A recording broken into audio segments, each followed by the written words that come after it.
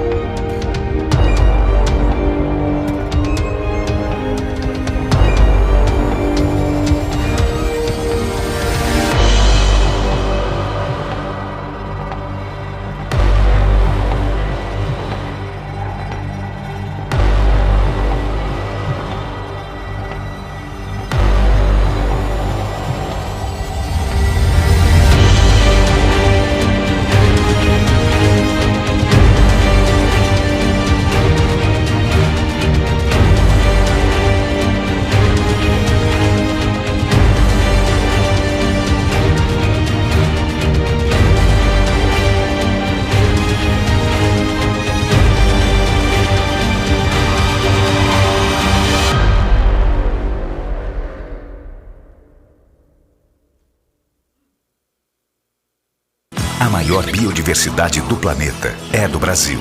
A capacidade de desenvolver produtos compatíveis com a floresta é dos brasileiros. Um agro forte que alimenta o planeta é do Brasil. E o trabalho duro, a pesquisa de ponta, o desenvolvimento tecnológico é dos brasileiros. Ser reconhecido pela capacidade produtiva, matriz energética limpa, inovação e pelo maior programa de inclusão social do mundo também é do Brasil. Assim como ser respeitado pelo talento que conquista o mundo é dos brasileiros. A Apex Brasil leva nosso país para o mundo todo, promovendo produtos do Brasil e o talento dos brasileiros. As exportações estão batendo recordes, trazendo os melhores resultados da história. Nosso país está indo cada vez mais longe e conquistando a posição que merece no mundo. É do Brasil, é sustentável, é para o mundo todo. Apex Brasil. Governo Federal, União e Reconstrução.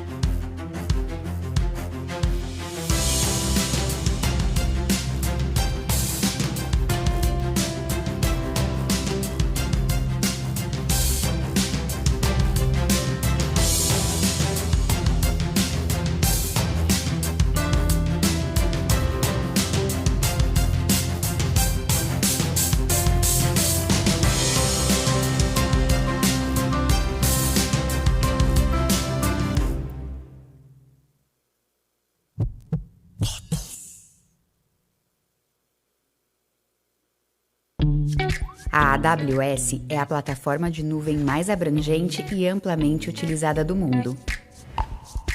Organizações de todo tipo e tamanho utilizam a AWS para reduzir os custos, ficar mais ágeis e inovar mais rapidamente.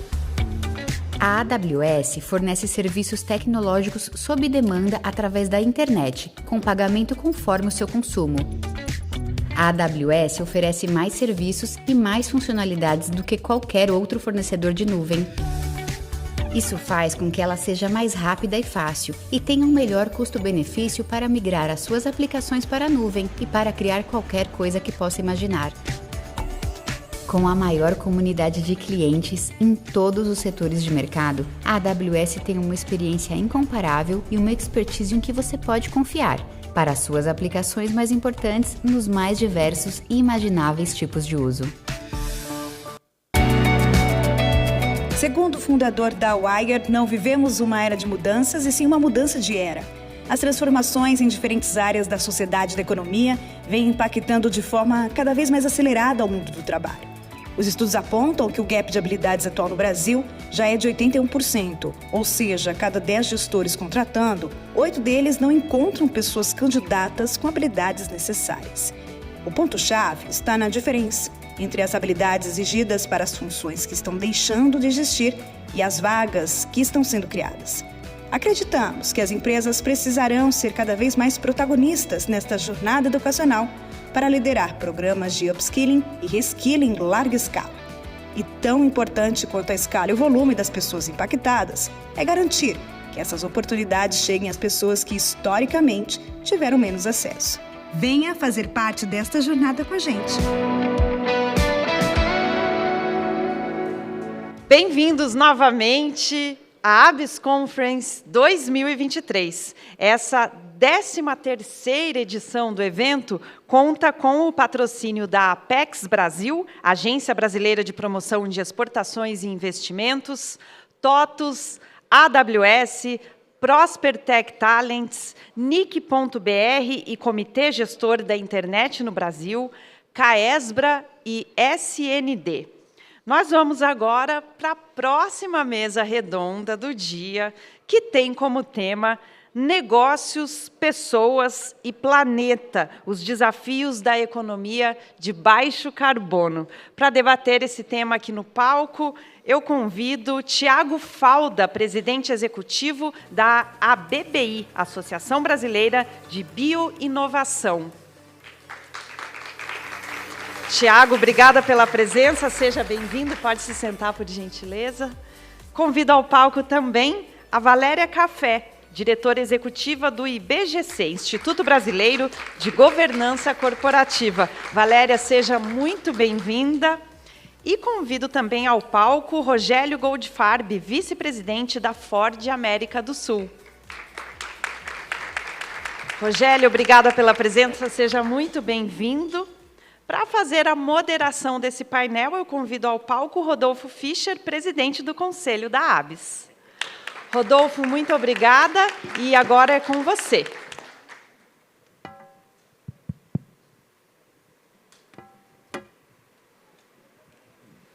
Bom, boa tarde a todas e todos, muito obrigado. Nós estamos aqui no penúltimo painel, né? Falar um assunto extremamente importante, principalmente aí depois do nosso fim de semana, quem estava aqui em São Paulo, principalmente, teve uma ventania. Muitos estão sem energia elétrica até hoje, como eu, né? Estou ainda sofrendo lá. Estou tomando banho na casa da minha cunhada todo dia. Não se preocupem, estou tomando banho, então não tem problema nenhum. Bom, muito obrigado, Tiago, Valéria, Rogério, muito obrigado por estarem aqui. Nós vamos falar um pouquinho sobre, obviamente, as questões climáticas, a parte de economia de baixo carbono, que é um tema extremamente importante e que a gente tem que tomar todo o cuidado possível, até aprender um pouco mais, né? Então, diante desse contexto de aprender um pouco mais, por isso eu acho que até a primeira pergunta vai um pouquinho para o Tiago, né? Já fazendo a pergunta para você, Tiago, sobre como que é esse ambiente, até falar um pouquinho da associação, também quem está envolvido na associação, até o motivo, né, da associação existir, que eu acho que isso é importante para as pessoas entenderem, e até como que esse processo todo de você ter também a biomassa como uma fonte de energia renovável, qual é a perspectiva, como que você vê, até poder dar um pouquinho de pano de fundo para essa discussão. Muito obrigado. Bom, primeiramente, muito obrigado pela oportunidade de estar participando de um evento como esse, num painel, né, como esse. Um evento bastante diferente para mim. Confesso que, como biólogo, né, biologista molecular, participando de um evento da Associação, né, Brasileira de Softwares é bastante diferente e muito interessante, inclusive. Parabéns pela reunião desses diversos atores. Tá? Falando um pouquinho da ABBI, a ABBI é a Associação Brasileira de Bioinovação, é uma associação que foi fundada em 2014, então é relativamente nova, né? E num contexto onde um desafio tecnológico, né, havia sido superado. Então, eu estou ali, eu vou voltar um pouquinho 2011, 2012, quando existia um desafio tecnológico para se produzir biocombustíveis a partir de resíduos, né? Lignocelulósicos, a questão da biomassa que eu vou trazer um pouquinho para vocês. E naquele momento começou uma corrida, né, no mundo para se identificar quem seria o protagonista, né, o principal país a desenvolver essas tecnologias, as biorefinarias. E começou, então, algumas construções de plantas, né, para a produção de etanol de segunda geração, que viabilizaria posteriormente o uso para a produção de bioquímicos e outros materiais. E o BNDES, então, lançou uma chamada para as empresas brasileiras, nas empresas que atuavam no Brasil, de financiamento. E, naquele momento, os empresários perceberam que não havia uma convergência sobre os desafios, né? Por que isso? Porque a biotecnologia ela é transversal, né? Então, naquele momento, decidiu-se por criar uma associação que conseguisse priorizar o desenvolvimento tecnológico, priorizar a inovação, né, nos diversos setores. Então, a BBI hoje ela é formada por 23 empresas dos mais variados setores. A gente tem empresas do setor de químicos, biocombustíveis, papel e celulose, proteínas, indústria de alimentos como um todo, temos do agro diretamente, de cosméticos, enfim. Essa é a transversalidade da biotecnologia, né? Quando você vai voltando a cadeia, né, e você chega no desafio tecnológico, a biotecnologia ela se aplica a qualquer setor. Então, a gente consegue ter essa diversidade dentro da BBI que torna as nossas discussões muito ricas. Então, o que coloca essas empresas na mesma mesa é acreditar, né, investir na inovação aplicada a recursos biológicos e renováveis. Tá? E aí a gente entra um pouquinho no porquê do Brasil.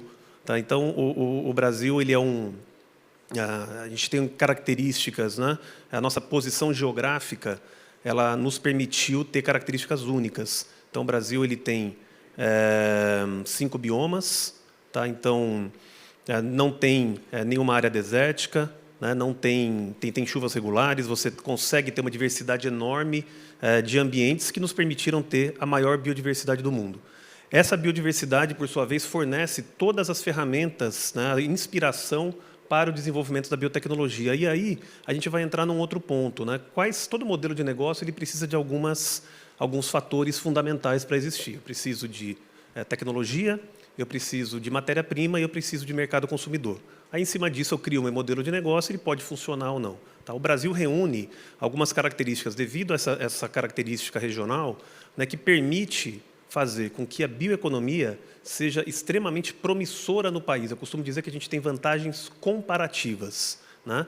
Em comparação a outros países, nós estamos muito avançados. Por quê? Porque eu tenho a maior biodiversidade do mundo, como eu comentei, eu tenho uma agricultura, a agricultura mais desenvolvida do mundo e altamente sustentável, eu tenho a biomassa mais barata do mundo. Então, para vocês terem uma ideia, a biomassa no Brasil, quando ela é mais cara, ela é 4 vezes mais barata que na Europa, né? E eu tenho uma experiência muito promissora já com biotecnologia. Mas aí eu vou direto à sua pergunta, que é o que é a biomassa, né?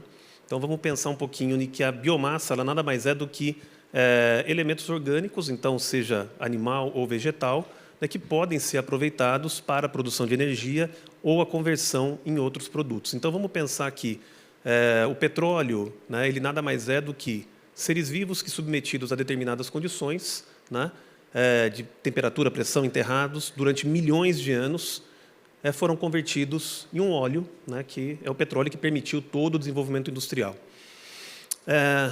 Se a gente for lembrar que o petróleo são seres vivos que permaneceram em alguma condição específica, eles têm as mesmas composições. Então, é carbono, basicamente é isso. Então, os seres vivos hoje são carbono também em uma outra forma. Então, com a biotecnologia, você consegue, né, utilizando enzimas, utilizando micro-organismos, utilizando as ferramentas biotecnológicas, produzir a partir de uma biomassa, e aqui eu vou usar a biomassa muito mais no contexto em que o Brasil tem maior competitividade, resíduos agrícolas. Então, você imagina que eu tenho o maior produtor agrícola do mundo, né, uma das maiores produções agrícolas do mundo, e o que sobra da minha produção agrícola? Quando eu faço a colheita de cana, eu extraio o caldo e sobra o bagaço.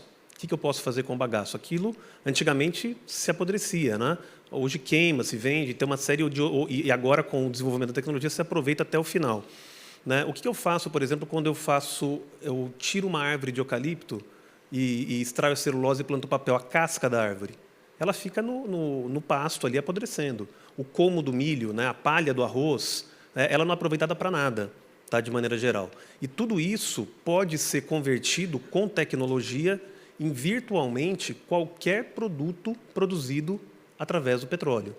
Então, o processo de refino do petróleo vai levar à produção de químicos, que, por sua vez, vai levar à produção de biocombustíveis, né, de combustíveis e químicos, né, que, por sua vez, vão servir de matéria-prima para toda a indústria. Agora, veja o potencial. Se eu pego toda essa biomassa, né, todos esses resíduos agrícolas, eu posso pegar até resíduos de podas de árvore, resíduos urbanos, inclusive. Né, toda essa biomassa que eu simplesmente apodrece, que não me traz nenhum tipo de benefício, não gera, muitas vezes gera um problema de resíduos até, né, e converter esse produto em químicos que vão poder ser utilizados na mesma indústria que existe hoje, sem nenhuma adaptação. Então, é um valor extraordinário que pode ser feito. Tudo isso acontece, então, com o uso de micro-organismos, com o uso da biotecnologia, inspirado na biodiversidade, que fornece os genes, fornece as ferramentas, em bioreatores. Tá? E aí, obviamente, eu posso produzir também energia, eu posso produzir uma série de outros produtos. E eu tenho uma outra vantagem. Né? A partir do momento que eu extraio o petróleo do subsolo, eu estou invariavelmente lançando carbono na atmosfera. Né? E o que a gente está vendo hoje, né, com a questão das mudanças climáticas, está fazendo com que todos os países assumam os seus compromissos de mitigação, de redução das emissões. Agora, imagina que eu tenho o mesmo produto produzido a partir de uma fonte que não foi retirada do subsolo. Eu deixei o carbono preso lá no subsolo. Eu extraí, eu transformei uma planta, né, um resíduo de cana-de-açúcar, um resíduo de palha de arroz, um resíduo de casca de árvore, né, e eu consegui transformar no mesmo produto químico. Poxa, mas o carbono não está lá? Tá, perfeito, ele vai ser utilizado. Mas no ano que vem, aquela planta vai crescer de novo, porque são culturas que não são culturas perenes, elas vão ser plantadas todos os anos, são um ciclo anual, né? Ou, no caso do eucalipto, a cada 7 anos, enfim. Mas o processo de fotossíntese vai absorver o carbono da atmosfera e você tem, então, uma emissão zero. Né? Obviamente, você não é zero porque você tem o transporte, que é com diesel, você tem uma série de outras coisas. Né?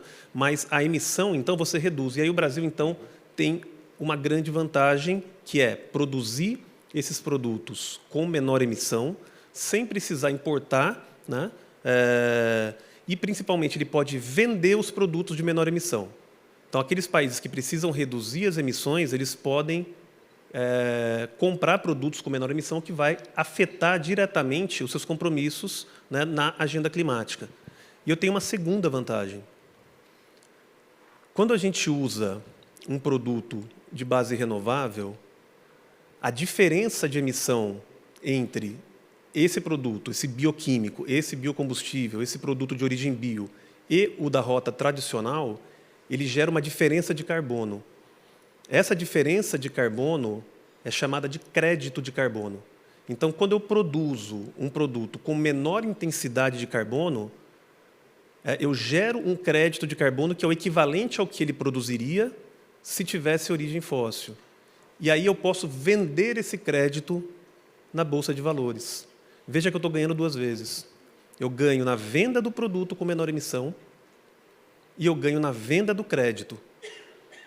Alguém consegue imaginar como um país nórdico vai conseguir reduzir suas emissões? Com base na indústria petroquímica, com base na indústria, com base em queima de carvão, por exemplo, né? E sem a condição de ter biomassa disponível. Então, aí a gente consegue ganhar 2 vezes. Eu vou deixar a gente continuar nas próximas perguntas para poder dar tempo para debate. Mas eu acho que é um pouco disso, esse é o cenário que a gente tem no Brasil, Rogério. Uma perfeita aula, muito obrigado. Agora eu vou perguntar para o Rogério a indústria automotiva, né? Principalmente porque o meu primeiro carro híbrido foi um Ford Fusion, né? E adorei. O único problema foi que eu peguei o carro logo no início e até estava comentando que era muito difícil você convencer ao manobrista que o carro não tinha problema, porque entregava o carro e falava, olha, o carro é híbrido, então você não vai escutar o barulho do motor quando você ligar. Não adiantava nada, porque aí depois o outro manobrista, quando ia pegar o carro, ligava e falava, olha, o carro tem um alarme, não funciona, vem aqui, chama o mecânico, aquela complicação toda. Mas o carro, a gente vê que o avanço do carro híbrido e o carro elétrico está sendo uma velocidade impressionante. Comenta um pouquinho na sua visão, na visão da Ford, na sua visão pessoal também, como que você vê todo esse cenário dessa mudança, né, da parte desse setor que está mudando completamente de uma forma extremamente rápida, né? Muito obrigado. Eu que agradeço. Primeiro, agradecer a oportunidade de estar aqui, né, com esse grupo aqui, referência no tema, e falar sobre um tema que é absolutamente fundamental hoje, né, a questão da descarbonização. Quando a gente fala no setor automotivo, sobre a contribuição para a melhoria, né, do meio ambiente, a eletromobilidade é um tema fundamental. E o setor automotivo, ele vem numa transformação radical nesse sentido. Então, só para vocês terem uma ideia, as pessoas falam, quando vai vir o carro elétrico, vai demorar. Vou pegar um exemplo nosso da Ford. A Ford está investindo em eletrificação, como a gente chama, que são veículos elétricos, entre 2022 a 2026, 50 bilhões de dólares. Então, o número é bom para dar uma estimativa de como é que essas coisas estão acontecendo. E não é só a Ford que está fazendo isso. Eu não imagino nenhuma empresa automotiva do mundo que não tenha, talvez não neste volume, mas que não tenha grandes investimentos em eletrificação. E por quê? Porque nós vemos que a rota tecnológica é essa. O carro elétrico, antes de a gente falar de política de eletromobilidade, ele tem várias vantagens. A primeira, nós precisamos entender que o mundo daqui para frente tem uma dependência, sempre teve, mas vai ter uma dependência enorme sobre geração e uso de energia. Tá certo? E quando a gente fala de energia limpa, mais ainda. Então, o nome do jogo é energia. A energia nuclear, quem tem está querendo se livrar. Perigosa, complicada, limpa, dependendo de como você olha. Tá certo? O Brasil tem uma matriz fantástica, mas ainda 60% é hidroelétrica. Não acredito que nós vamos poder ter mais hidroelétricas neste nível que nós temos. Então, o mundo está aprendendo, o Vendaval da semana passada mostra, a gente nunca viu isso em São Paulo, que nós precisamos fazer alguma coisa urgente. Então, uso eficaz da energia é fundamental. Geração de energia limpa é fundamental. Vamos pegar o carro, motor a combustão. É um uso inteligente e eficiente da energia? Não. Vamos esquecer se ele é limpo ou não. Vamos pegar o petróleo. Motor a combustão usa 30% de toda a energia que o combustível entrega. Os outros 70% é calor e vibração. O motor elétrico usa 90% da energia elétrica para o movimento, como o carro usa 30%, o motor a combustão usa 30% da energia no movimento. Os outros 10% é vibração e calor. Ou seja, quando você vai para o motor elétrico, ele é brutalmente mais eficiente no uso da energia. O carro a combustão moderno usa muito a energia elétrica dentro dele mesmo. Antes se usava bombas para usar direção hidráulica, bombas que eram movidas pelo motor. A gente substituiu por energia elétrica gerada pelo motor. Mesmo assim, é mais eficiente. Ou seja, quando a gente vai para o elétrico, eu tenho uso de 30% para 90% de eficiência. O segundo ponto é que o carro elétrico tem 1/3 a menos de peças. Ele é muito menos complexo, ele é muito mais simples.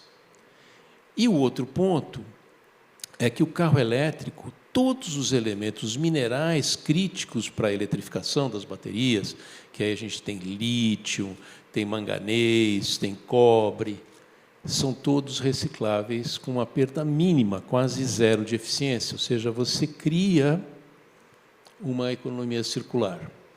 A Ford está fazendo uma fábrica de baterias nos Estados Unidos, ela vai custar 3,4 bilhões de dólares em Michigan.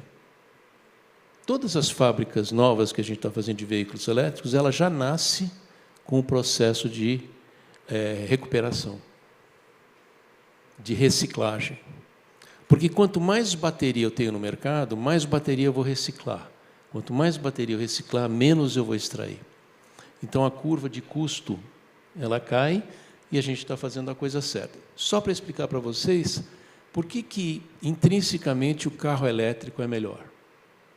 Mas, para você ter um carro elétrico que realmente seja limpo, você precisa criar uma política da eletromobilidade, que cabe exatamente naquilo que você estava se referindo sobre energia, da geração de energia, né?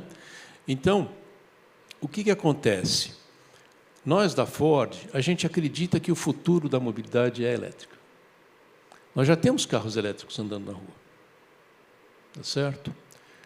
Mas a gente tem que lembrar o seguinte, o carro hoje cada vez mais será, que tem acho que muito a ver com a plateia que está aqui, um produto de tecnologia.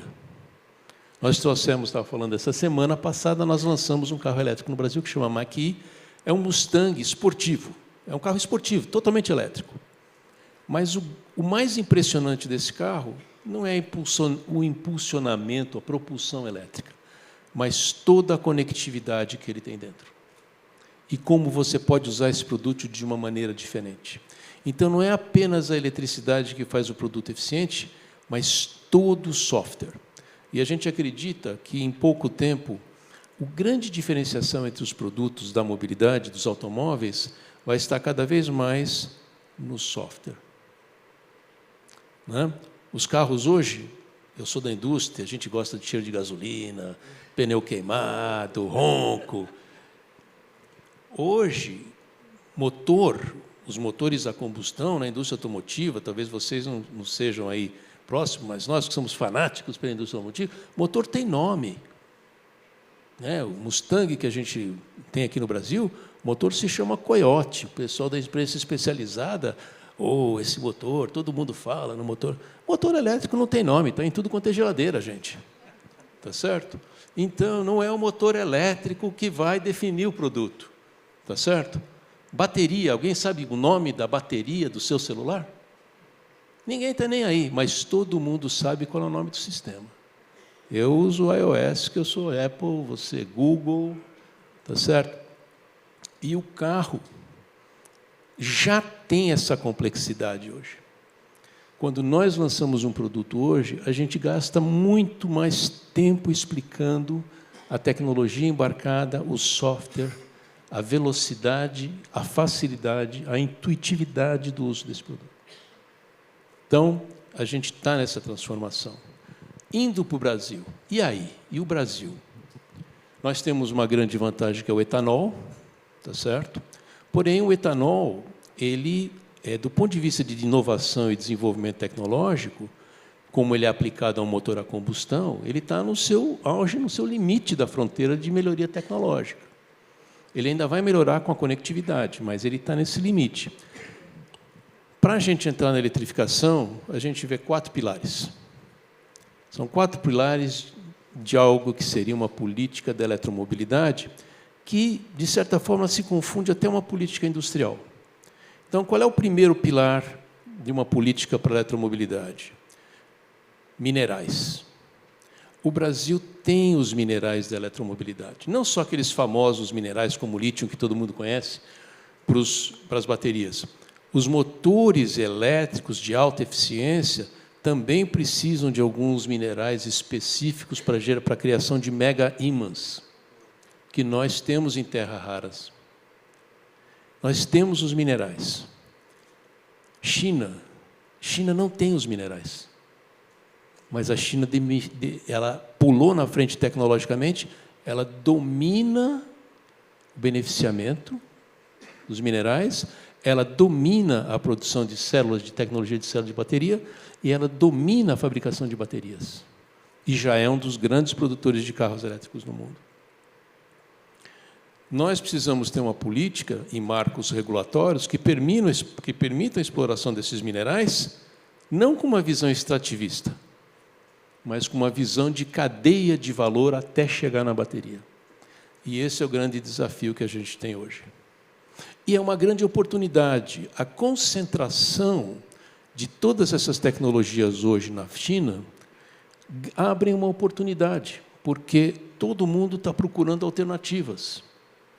Com a questão da pandemia, nearshoring, não sei se vocês estão acostumados com esse termo, mas nearshoring é você trazer as suas fontes de suprimento mais próximos de você.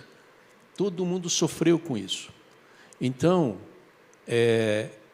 ficar dependente da China, com a geopolítica complexa que a gente tem hoje, e com as questões logísticas que a gente viu, inclusive com as modificações do ambiente, né, do tempo, né, faz com que você traga isso mais próximo. E isso é uma oportunidade para nós. O segundo pilar, é claro, que é a produção de motores de baterias.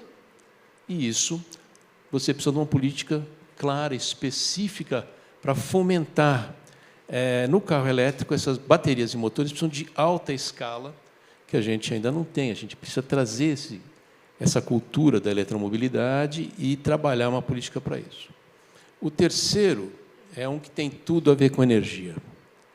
Não adianta você ter um carro elétrico cuja energia para carregar a bateria venha de uma termoelétrica, queimando carvão. Você apenas mudou o escapamento de lugar. Então, uma política de eletromobilidade precisa uma política de aceleração grande, criação de tecnologia para geração de energia limpa, de preferência descentralizada. Biomassa, importantíssimo. A eólica, importantíssimo para o Brasil, para tudo. Porém, para a eletromobilidade, o solar é a grande solução. O solar, o Brasil tem norte, tem sol de norte a sul, de leste a oeste. Tá certo? O solar tem capilaridade, você tem menos perdas por transmissão, você pode ter umas placas na tua casa, mas ainda a gente não domina essa tecnologia, a gente não gera tecnologia e inovação, e a gente ainda usa muito conteúdo importado. Né? Eu brinco que, em vez de pensar na revitalização do carro popular, e eu não sou contra com o que foi feito, a gente devia fazer o kit popular de energia solar. Tá certo? Se eu fizer isso, o Brasil tem um potencial absurdo. O Brasil deveria ser o maior produtor e o maior inovador na área da energia solar. Você vai hoje nos Estados Unidos comprar um carro elétrico, eu não vou falar o nome da marca, que todo mundo sabe qual é. Você entra na loja, de um lado tem o carro para comprar, do outro lado tem o kit solar para comprar, que a própria empresa instala. Imagina, você carrega a bateria do seu carro, você não tem que ir no posto e não vai te custar praticamente zero a tua mobilidade. A gente tem um panorama enorme. O quarto e último é o da conectividade, que acho que a turma aqui domina muito mais do que eu. A conectividade, quando a gente fala de eletromobilidade, ela tem duas áreas. Uma é semicondutores. O Brasil é louco para ter fábrica de semicondutores. Nós queríamos ter fábrica de semicondutores. Uma fábrica de semicondutores custa por volta de 9 a 10 bilhões de dólares. E ela precisa de uma escala que é muitas vezes maior do que toda a produção automotiva brasileira. Um carro hoje tem 2.500, 3.000 semicondutores. E não são iguais. Não são todos diferentes, mas não são iguais. É um grande desafio. Enquanto a gente não criar realmente um mercado onde se produza não apenas automóveis elétricos aqui, mas se produza todas essas coisas de tecnologia como celulares aqui, porque a maior parte deles é montado aqui. O Brasil não tem produção de componentes eletrônicos. Vai ser muito difícil. Mas tem uma área da conectividade que vocês conhecem bem, que é fundamental, que é o que vocês fazem. É o especialista em software, que tem um déficit gigantesco de demanda no Brasil e no mundo hoje. Né? Vocês devem ter estatísticas melhores que a minha, mas a que eu tenho é que uma estimativa que até 2025 nós vamos ter um déficit mais ou menos, ou mais de 500 mil especialistas na área de software. Não é certo? Então, o carro elétrico, eu brinco que o PIB do Brasil vai depender da capacidade de produzir software. Se a gente não investir nisso, nada vai acontecer. A Ford está contratando especialistas em software em todos os países que ela opera. E não dá conta. Então, nós criamos da Ford... Eu estou falando da Ford aqui para dar parâmetros para vocês. Não vejam isso como propaganda aqui para vender carro. Se quiserem comprar carro, pode comprar também. Mas, olhando isso, a gente queria fazer um programa social. Quero acelerar aqui, porque senão não vou tomar muito tempo. E a gente criou um programa para a família de baixa renda para desenvolver jovens em programação, que é um sucesso. E eu acho que vai contribuir um pouco com isso. Mas essa estrutura, desculpa, acho que eu me aluguei muito, vou encerrar aqui, obrigado. Mas excelente. Depois vamos conversar um pouco sobre essa qualificação de jovem de baixa renda. E é muito interessante que falou a parte de software, programador, faz uma conexão direta com a palestra do Silvio Meira, que fez logo hoje pela manhã na abertura do evento, onde que o mundo é software, né? Tudo vai ser software, né? Então está totalmente conectado. Valéria, muito obrigado pela sua presença. A gente teve lá na jornada técnica do IBGC na Inglaterra, e o tema principal quase todos os dias sempre teve as questões climáticas, não é, ao redor das discussões, a importância disso, né? E como que você vê, digo você como pessoa do IBGC, Valéria, que tem todo o conhecimento nessa área, a preocupação realmente da governança, dos conselheiros, as pesquisas que você tem, as referências que você tem com essa questão. Se podia comentar um pouquinho, eu agradeço. Obrigado. Posso, sim. O mundo vai ser software e governança.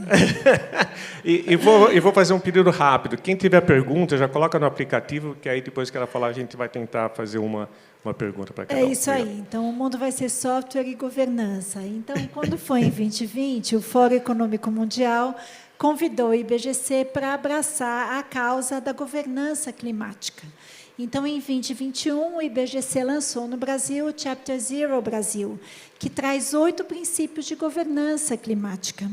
E aí vale trazer aqui, gente, porque a gente está falando de energia, mas clima não é só energia, tá? Então, a gente tem empresas de energia que precisam trabalhar essa questão, a questão dos veículos, da mobilidade é um ponto importante, por isso foram um dos primeiros a mexer, esse foi um dos primeiros setores a se mexer, mas clima é agropecuária, é agronegócio, é justiça climática, é biodiversidade, é uso da terra, é saneamento básico, é acesso à água, à luz, saneamento. Todos os negócios estão, de alguma forma, envolvidos no processo clima. E, portanto, eu acho que vale trazer aqui esses 8 princípios de governança climática, porque eles falam especificamente que todas as empresas, as que têm conselho e as que não têm conselho, precisam ter, em um ponto, em um momento, a responsabilização climática, ou seja, o negócio, os líderes da empresa precisam ser responsáveis por quaisquer questões relacionadas ao clima.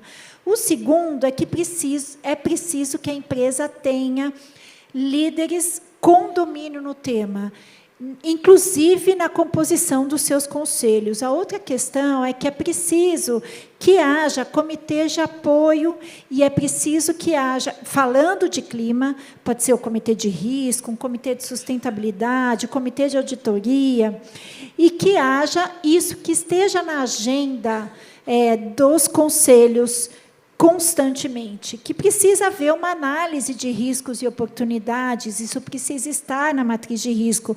Inclusive, a partir de 2025, será a regra para as empresas listadas. Então, é bom que as empresas já comecem a trabalhar nisso agora. É preciso que todo o processo de estratégia e decisório e da organização olhe para as questões climáticas de forma estruturada. É preciso que haja incentivos, ou seja, metas, métricas, e todo o processo de remuneração esteja olhando também para as questões climáticas e que toda empresa olhe para isso de forma estruturada. É preciso que haja relatórios e divulgação, seja por SASB, GRI, relato integrado, como quiser, mas a empresa precisa medir isso e precisa medir esta evolução ao longo do tempo. E, finalmente, que a empresa olhe para todo o seu ecossistema e trabalhe em parceria com seus pares e para o ecossistema. A gente tem aí uma discussão muito grande que as empresas estão conseguindo trabalhar nos escopos 1 e 2, mas muito pouco no escopo 3. Né? E aí, dentro dessa questão, a gente fez esse lançamento e a gente fez uma pesquisa. A gente lançou em 2021, um ano depois a gente fez uma pesquisa com os conselheiros de administração. Afinal, esses princípios estão sendo utilizados dentro das empresas? E aí, o que foi que a gente descobriu? Rapidinho, não vou contar tudo, né? Mas eu vou trazer alguns insights aqui da pesquisa. Ela chama Board Scorecard. Essa pesquisa foi feita com 75% dos respondentes são de empresas com faturamento acima de 100 milhões de reais e 65% com faturamento acima de 300 milhões de reais. E a maioria, 70% dos respondentes eram conselheiros de administração e 30% eram C-levels. E o que a gente percebeu?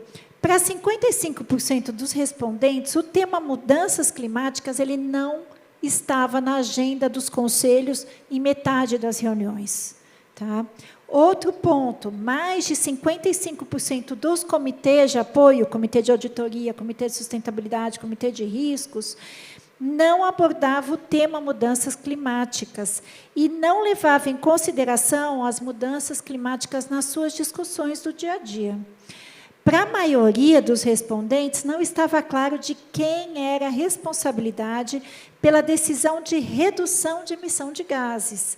E a questão climática não estava incorporada na avaliação de riscos e oportunidades da organização, e tampouco na estratégia do negócio. Então, a gente vê, olha, mais um ponto, para mais de 70% dos respondentes, as metas relacionadas ao clima não estavam incorporadas aos incentivos e nem à remuneração dos executivos. Eles diziam também que 60% reforçavam que suas organizações não contavam com um plano de trabalho abrangente sobre o tema mudanças climáticas. Isso significa, gente, que a gente ainda tem um longo caminho na educação continuada, que eu ainda vou ter que subir muito aqui no palco para falar com vocês. Mas, mais do que isso, é preciso que cada um de nós aqui sejamos embaixadores das questões relacionadas à mudança climática, porque isso precisa entrar na estratégia do negócio, porque precisa estar na remuneração dos executivos, porque precisa ser tratado por todas as diretorias, por todos os CEOs, precisa entrar na agenda do conselho para estar na estratégia. Senão, a gente vai continuar falando de energia, a gente vai continuar tendo problemas como o que a gente teve nesse fim de semana e não vai resolver essa questão. Isso que é importante, né? E aí, eu acho que é importante a gente trazer a questão que é possível ter soluções com base na natureza. Isso é muito importante, é exemplar esses exemplos que a gente teve aqui hoje. Obrigada. Muito obrigado, Valéria. Como que a gente tem aí um pouco mais de 8 minutos e alguns segundos, eu recebi alguma pergunta, vou fazer a pergunta genérica, mas eu quero agradecer, porque acho que se fizesse a pesquisa hoje, Valéria, novamente, depois do vendaval que aconteceu em São Paulo, com certeza todo mundo ia repensar na resposta. Eu, principalmente, né, porque estou sem luz ainda. Cadê? Ainda estou sofrendo lá em casa. Eu vou falar rapidamente aqui sobre 2 perguntas e peço que vocês tentem, de repente, conectar aqui dentro das suas considerações finais. Aqui teve uma pergunta sobre a questão do carro elétrico, é viável, de onde sairá a oferta adicional. Eu acho que já foi falado um pouquinho, né, você já comentou. E quanto aos impactos dos processos de produção, também acho que já falaram um pouquinho da reciclagem das baterias, que até reduz o custo. Aqui tem a biomimética, é um modelo de repensar desde as estruturas organizacionais até modelos produtivos. Vocês acham que temas como economia regenerativa, biomimética e biotecnologia são temas que deveriam ser inseridos na grade curricular e fazer parte dos treinamentos para reciclagem nas empresas? Como começar? Quais estratégias vocês dariam para evitarmos casos de falsos mitigadores de carbono, ou seja, empresas que dizem idôneas nesse processo, mas não são?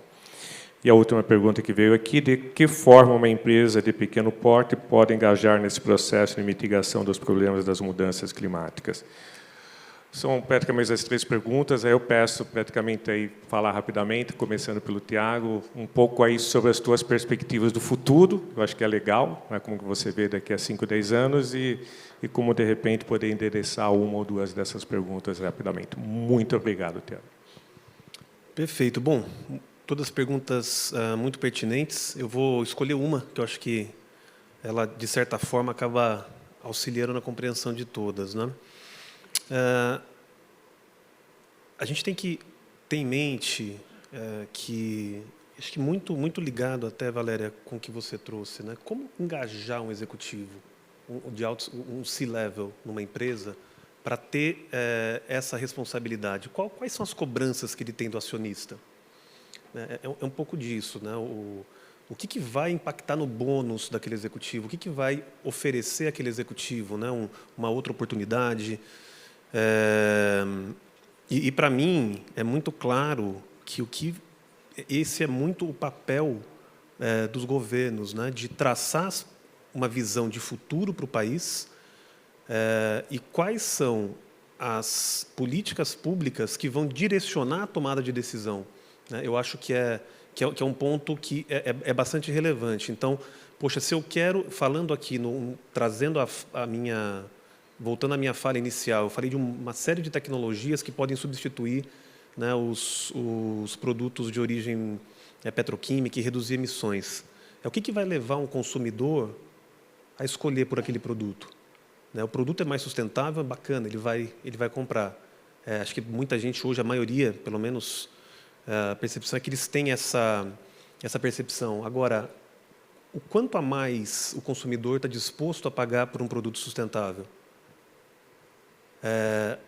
E o que cabe, eu acho que o consumidor tem sim a sua responsabilidade, mas mais que o consumidor, principalmente quando a gente está falando em altos valores, eu acho que cabe ao governo em dar competitividade àqueles produtos.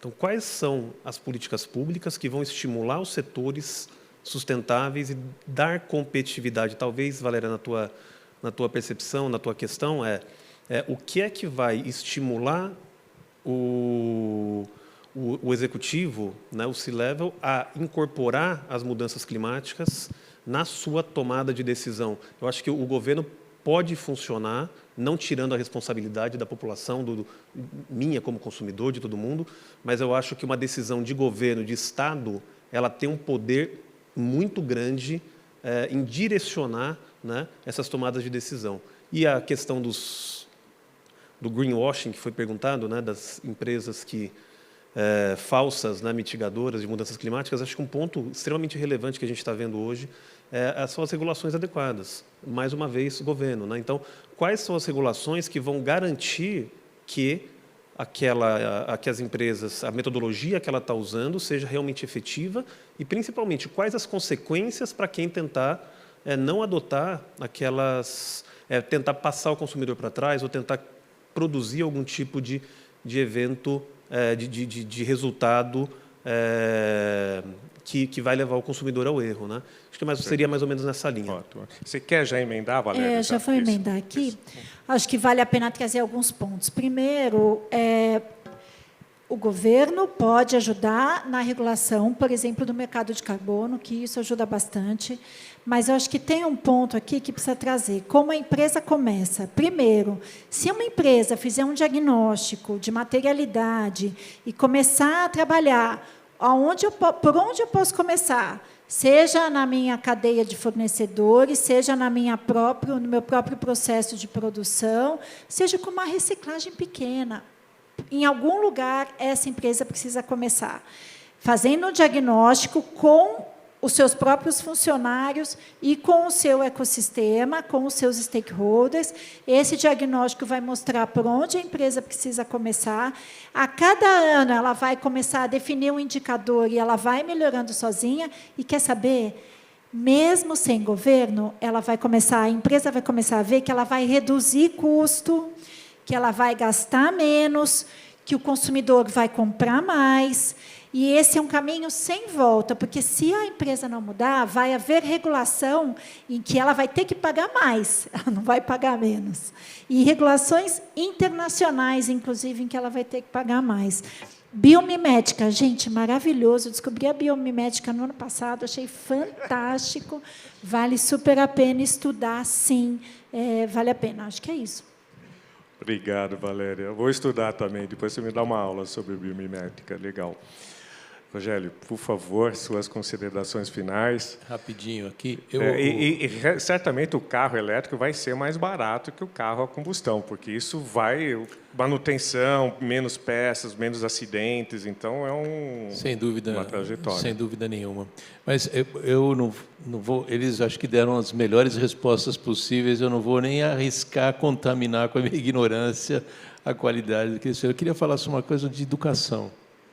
Essa questão a gente precisa incluir na educação, porque nós vamos mudar, assim, o perfil dos consumidores do futuro.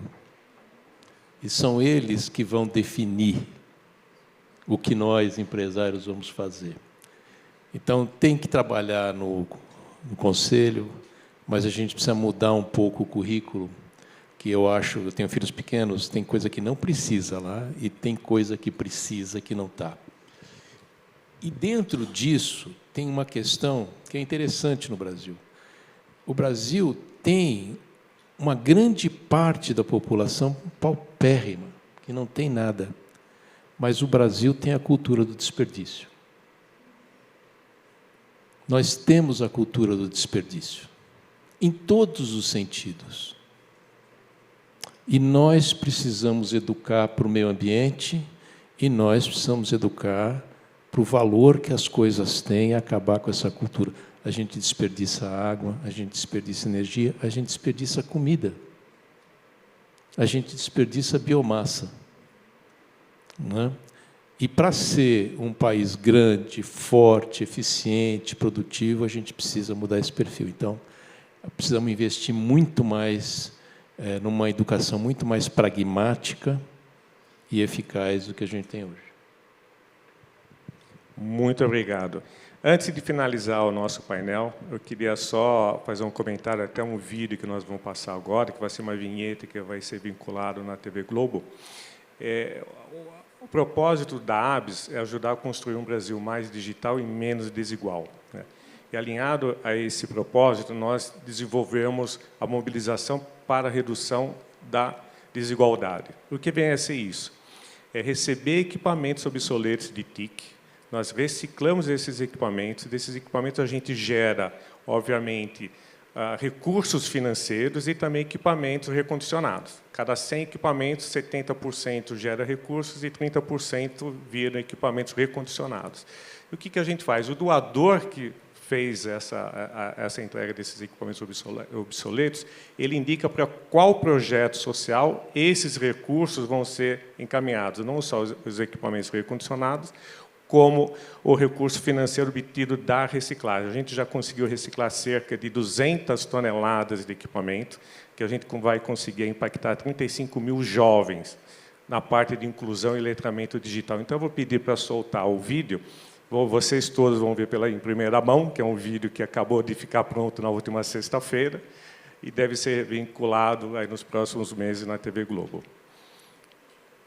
Aquele computador sem uso na sua empresa pode impactar a vida de milhares de jovens, além de contribuir significativamente com o meio ambiente. Participe da mobilização para a redução da desigualdade. Sua empresa doa computadores obsoletos e define qual projeto de inclusão sociodigital deverá receber os recursos gerados pela reciclagem. É fácil participar. Proteja o meio ambiente e crie novas oportunidades para milhares de jovens. Muito obrigado. Como é que é uma vinheta? É 30 segundos, tem que ser rápido, né?